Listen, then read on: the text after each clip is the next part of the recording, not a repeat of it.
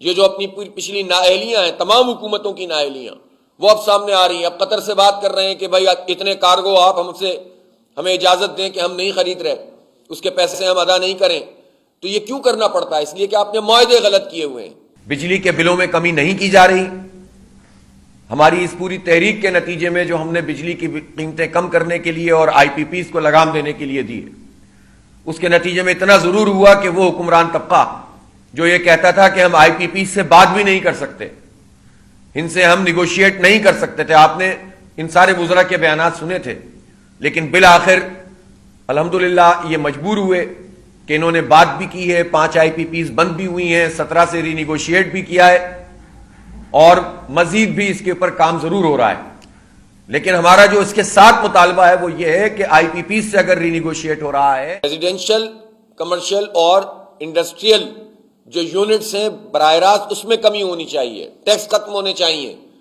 اس سے ریلیف ملے گا لوگوں کو، اور اس سے عام لوگوں کو ریلیف بھی ملے گا، اور اس کے نتیجے میں انڈسٹری بھی آگے بڑھے گی۔ کسی بھی مصنوعی طریقے سے ہماری انڈسٹری آگے نہیں بڑھ سکتی۔ انڈسٹری کے لیے بنیادی چیز اس وقت ان کی یوٹیلیٹیز ہیں،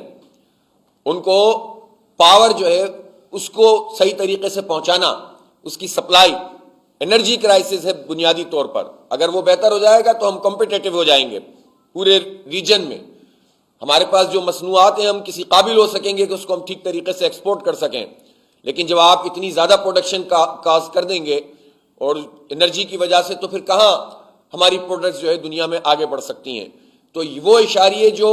محدود پیمانے پہ کسی بیک لاگ کے نتیجے میں بہتر ہو جاتے ہیں، وہ بنیادی اشاریے نہیں ہوتے کہ ایکسپورٹ اور امپورٹ کا فرق اتنا ہو گیا۔ اس کی وجہ یہ ہوتی ہے کہ بعض اوقات امپورٹ پہ آپ نے پابندی لگائی ہوئی ہوتی ہے، اور اس کے نتیجے میں امپورٹ رکی ہوئی ہوتی ہے، تو آپ کہتے ہیں کہ ہم نے